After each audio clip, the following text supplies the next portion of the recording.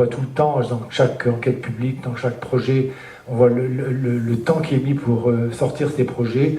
C'est dû à ces contraintes soi-disant environnementales, comme si les cyclistes dérangeaient l'environnement. C'est un petit peu un autre sujet dont on pourra reparler.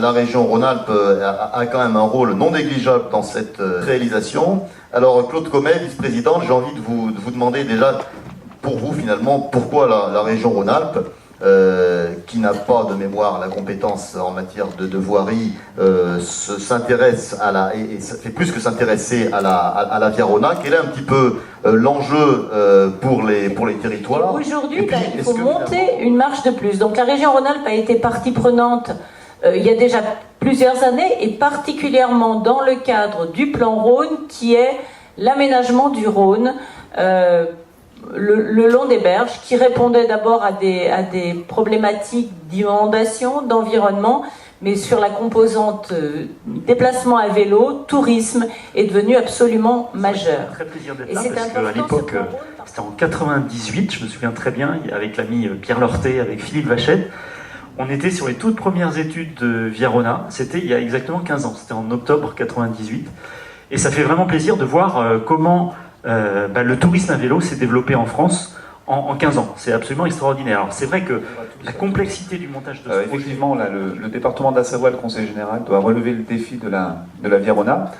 Ce qu'il faut savoir, c'est que le département donc, est maître d'ouvrage historiquement d'infrastructures cyclables. Donc on parle aujourd'hui de la Via Rhôna, mais je voudrais également citer, pour ne pas les oublier, les avenues vertes chambériennes, le chemin lacustre le long du lac du Bourget, dans le cadre du projet Grand Lac, qui a mobilisé près de 30 millions d'euros ces dernières années, la véloroute des Préalpes, composante de l'itinéraire Valence-Grenoble, Albertville, Ugine-Annecy, qui est en service. Dans nos départements de montagne, on a beaucoup de groupes de jeunes pour lesquels c'est un peu le voyage initiatique entre copains, et ça on le retrouve bien aussi dans les enquêtes. Et puis on retrouve aussi des personnes âgées qui viennent, mais à des âges de 75-80 ans. On a quand même réussi à convaincre mes beaux-parents, qui n'avaient jamais fait de tourisme à vélo, à faire la Loire à vélo, et ils ont fait leur première expérience à 76 ans. Et voilà, c'est ça aussi qui est important pour celui qui va partir, c'est de ne pas se casser le nez sur un tronçon qui est fermé parce que on va faire un aménagement pour le fleuve forcément important et nécessaire, mais qui est pas signalé sur le site. Donc c'est aller jusqu'aux villes. Donc chaque se ramifier jusqu'à la ville voisine. C'est important, c'est essentiel. Pouvoir sortir de Via Rhôna, donc on discute souvent avec les maîtres d'ouvrage pour qu'il y ait des portes d'entrée pour la ville voisine. Il y a eu un projet qui a été absolument considérable.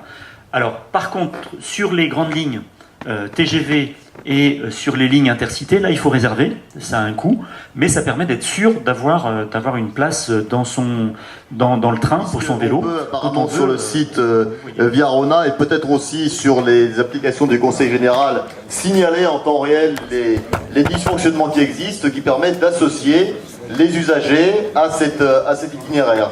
Merci à tous nos participants qui sont venus pour certains d'assez loin pour nous apporter cet éclairage sur la Via Rhôna.